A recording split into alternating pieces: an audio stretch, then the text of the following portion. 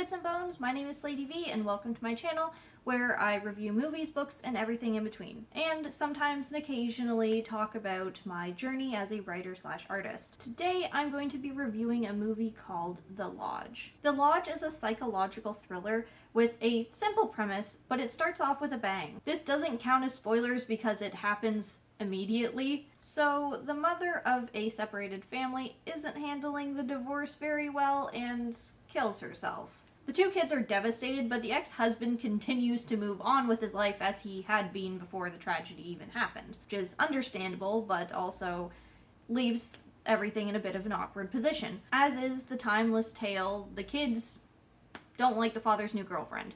And when he leaves them alone with her to bond at their lodge, the kids do their best to make her feel very, very unwelcome. And of course, in an environment like that, things start to go terribly wrong. The Lodge is an interesting movie. Its cinematography really lends to the narrative. As we watch the new girlfriend, Grace, start to question what's happening around her, the camera trails very close to her face and focuses on her in a claustrophobic sort of way. It was a fun movie and I really enjoyed it, but I definitely got hung up on one thing that other fans didn't.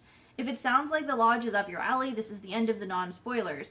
Definitely go check it out if you're in the mood for a moderately good horror movie. As always, I usually kind of start with praise before I go into criticism, and I was pleasantly surprised by how engaging the story was, despite its simple and overdone tropes. Although it's obvious the kids are fucking with Grace, and you never question that aspect of the story, it holds your intrigue because you don't know how she'll respond. Also, let me just say, this is why kids are the worst. Why can't you just accept her as a nice new adult in your life? Why you gotta hate on her just because she's dating your dad and making your dad happy? Sure, your mother killed herself because the idea of their relationship made her so insecure that she committed suicide, but that's not Grace's fault. Kids are just not mature enough. Now, if it wasn't for the way that the ending was handled, I would have found Grace's spiral into insanity a bit problematic. They introduce her as a wild card because she had a traumatic past in a cult and very obviously has some mental issues because of that. And that isn't a problem because they show her as a rational, kind person up until she is broken down by the children's harassment. When her pills go missing, Grace takes a responsible stance. Knowing how much she needs them and how uneasy she already feels, her immediate response is to go find help. Her plan doesn't work out because she's already so unhinged and vulnerable, but I'm glad that the movie acknowledged that people with emotional trauma aren't just a flip switch for violence waiting to happen. There was a definite, reasonable build-up that happened, and it all lined up. If they had have just treated Grace as something that was bound to go off no matter what, then that would have been problematic. But the way that it was actually handled, I really enjoyed. I felt like it was sort of a comeuppance. Not even comeuppance. You could probably call it like a karma. It was karma.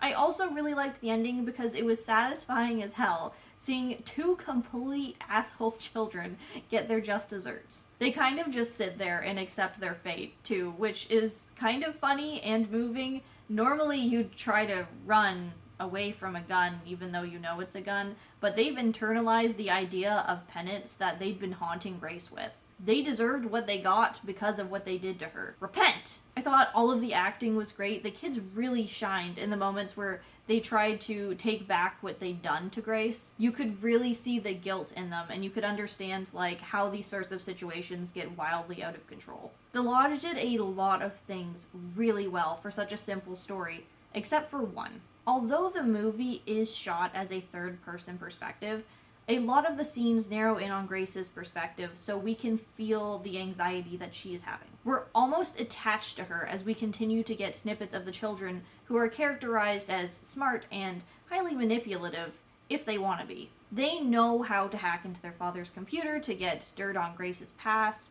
They take advantage of creating conflict with her over literally everything they can get away with as the bereaved children of the woman she's replacing, but never got so far as to be scolded for something unreasonable. The little girl fucking with Grace by talking on her phone while Grace thinks that they're all out of service and they're stranded, just to make Grace look like an idiot when she comes bursting into the room demanding to use it, is a great example of a malicious kid prank. Even letting the dog out of the lodge counts, although they should be old enough and smart enough to know that it would freeze to death. Stealing her meds counts because they know that they're important, but not how much Grace really needs them. All believable, acceptable forms of harassment modern children could totally pursue. However, the lodge goes a little too far in that. While Grace is presumably asleep, we're supposed to believe that the kids set up speakers all over the house to say shit like,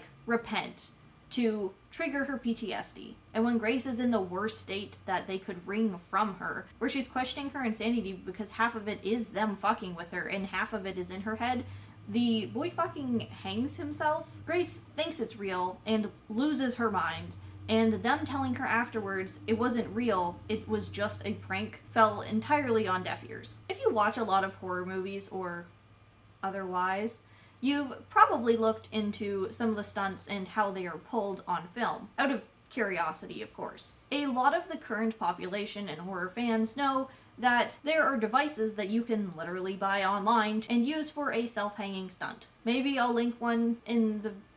No, that's a bad idea. I don't want... No. So anyway, in case you don't know how that sort of contraption works, it's about having a secondary area to take the weight off of your body so it's not actually pulling on your neck. For example, it would look like there's one rope and it would be around your neck, but it would extend farther down, probably down your back, and hold on to your waist. So it's actually holding you up by your waist, and then it just looks like it's on your neck. There you go. That's how they pretend to hang people in movies. But the movie, out of all of the things that they do explain, all of the kids' pranks, all of the setup and the speakers, the movie doesn't explain that one. Until it's revealed that the blackout and the voices and things being inexplicably stressful for Grace were caused by the kids, we, the audience, have been kind of taking this trip with Grace. Until we're told it's a prank, aside from like little snippets of speakers in the corner, we are not genuinely hinted at that this is not happening in her head. Until we're told it's a prank, and unless you've got keen ass eyes that saw the speakers and the shots ahead of time, we're on the edge of our seat believing that it's all Grace's hallucination. Or, you know, most of it. You know they're fucking with her, but how much? And out of all of that, we didn't get the hanging man set up. The casual, it's a prank, we did it, doesn't suffice to explain how. How did the kids get all the equipment there unnoticed, really? How were they evil and smart enough to plan all of this out and enact it, never considering the consequences? How are audience members that don't know how hanging stunts work supposed to accept that they were just able to do that it was just a prank?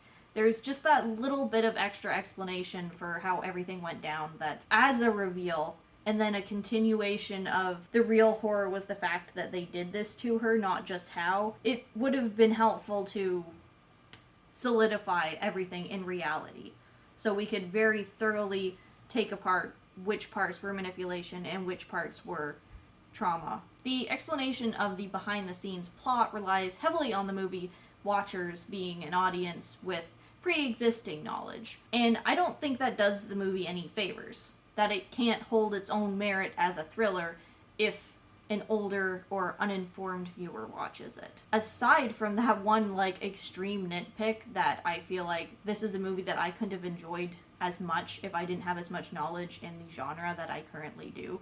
The Lodge was good because it was a malicious kid versus a mental stepmother. Very well done, which is timeless. But it also put a timestamp on itself because it had to be watched by someone like me, or likewise. Overall, The Lodge was super fun, tense, the cinematography was great, the acting was great, I really, really enjoyed it. And I'll probably watch it again. So with that said, I'm going to be giving it a 4 out of 5 stars. So that's the end of the video. If you enjoy my content, please like and subscribe. If you'd like to support me, I have links to my Patreon and my Buy Me a Coffee in the description below. Thank you so much for watching, and I will see you in the next video. Bye!